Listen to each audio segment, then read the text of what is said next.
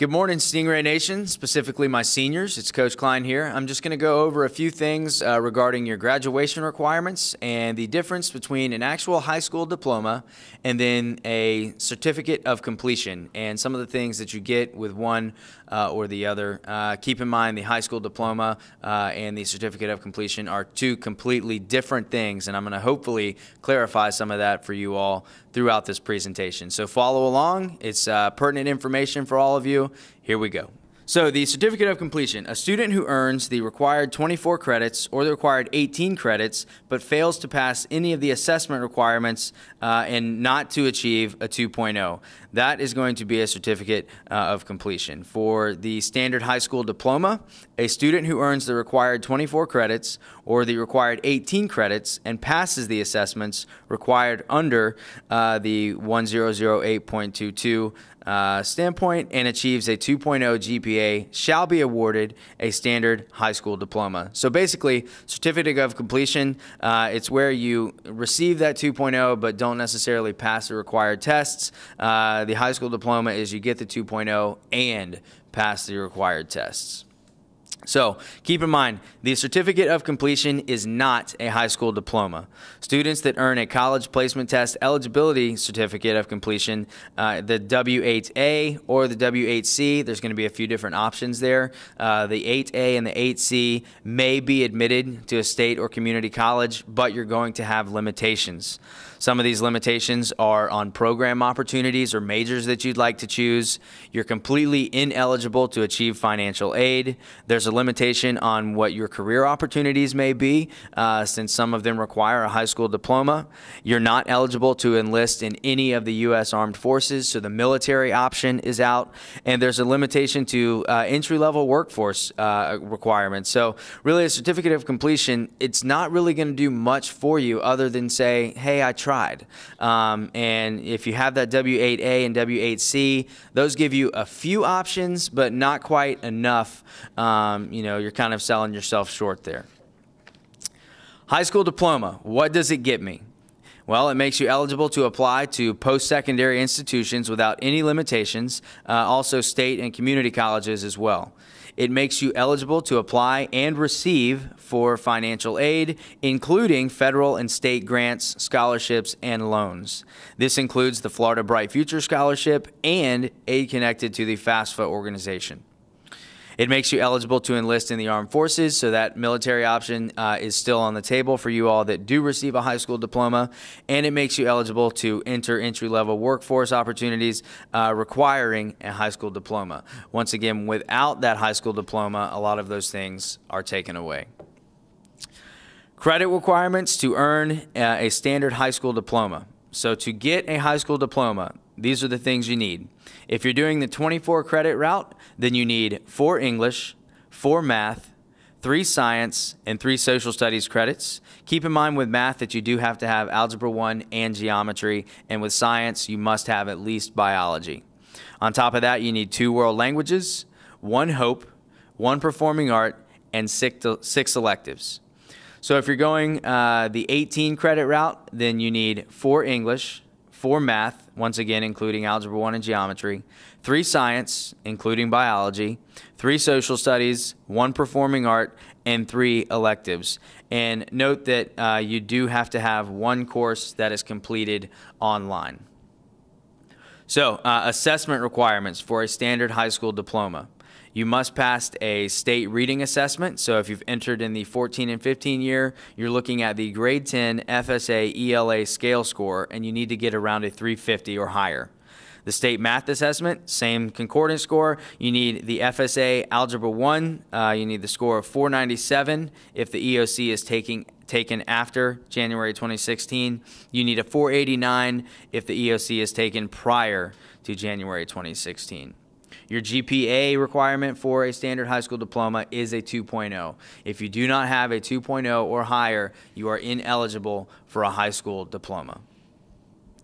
So these second chances for assessments. Let's say that the state FSA test did not go well for you. You can still get some concordant and comparative scores that will count as you passing these tests.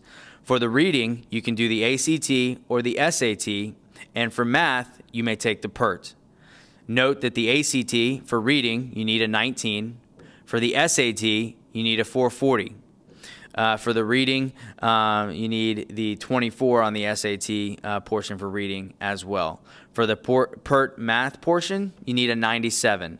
Once again, take note that the math can only be done via PERT and reading, ACT, and SAT.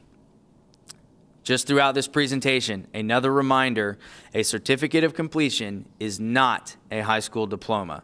It does not grant you access to opportunities available to students who complete with a high school standard high school diploma. The next couple of slides will show you a few statistics about the comparison between high school diploma and certificate of completion. So what's the benefit to the economy if all Jacksonville students graduated on time with a high school diploma? Well, check it out. There's more money in our economy, there's more money in your pocket, and that's because there's new jobs. So it really does benefit not only you, but our economy for you to graduate with a high school diploma and not just get that certificate of completion. Also, check out the average number of income and unemployment rate comparing the graduation for a high school diploma versus a simple certificate of completion. So the Duval County does have a board policy on certificate of completion and participation in commencement. That means there is a difference in certificates of completion and which ones are actually allowed to participate in graduation. That goes down to that 8A, 8C, and other different options of certificate of completion. A student that receives the W8A, so the 24 credit certificate of completion, or the W8C, which is the 18 credit certificate of completion, with college placement test eligible certificates, you may participate in commencement. Now, you do have to meet the following requirements for that. Letter A. You must participate in all FCAT reading or other required state reading assessments, administrations, and Algebra 1 EOC, if applicable, that they were eligible for. And you must have made at least one attempt to earn a concordant score on the ACT or SAT, and made at least one attempt on the PERT to meet the comparative score for Algebra 1, and then the FCAT Algebra 1 EOC attempts requirement may be waived if this principal feels that there were extenuating circumstances keeping you from taking that. So if you're going to do the 24 or 18 credit certificate of completion, you must do all of those three testing requirements. If you receive the W08 24 credit or the W8B 18 credit, then you are not allowed to participate in graduation. If you have any questions on those and the differences in those, I would suggest that you talk to your guidance counselor, and then just keep in mind that you do have to have that 2.0 as well. Keep in mind with certificates of completion, there is a chance, depending on the type that you get, that you are not allowed to walk at graduation. Once again, a certificate of completion is not a high school diploma. Participating in commencement ceremonies does not make you a high school graduate. Once again, participating or walking at graduation does not mean that you have graduated. While there is no observable difference between students receiving a high school diploma and a certificate of completion, please remember that the certificate of completion are not graduates and therefore have not graduated with the same rights and opportunities as students receiving a standard high school diploma. One more time. Receiving a certificate of completion and walking at graduation does not mean that you have graduated. So what can you do? Well, you can get involved, schedule a conference with your school counselor to review your graduation status to ensure that you are actually going to get a high school diploma. Keep in mind all of the tests that you have to pass, and you must have a 2.0. Schedule a conference with your teachers of courses that you might be struggling in or could use additional assistance on. Take advantage of test preparation. There's reading coursework support. There's boot camps that the school puts on that focus on ACT, SAT, PERT, and EOC tests.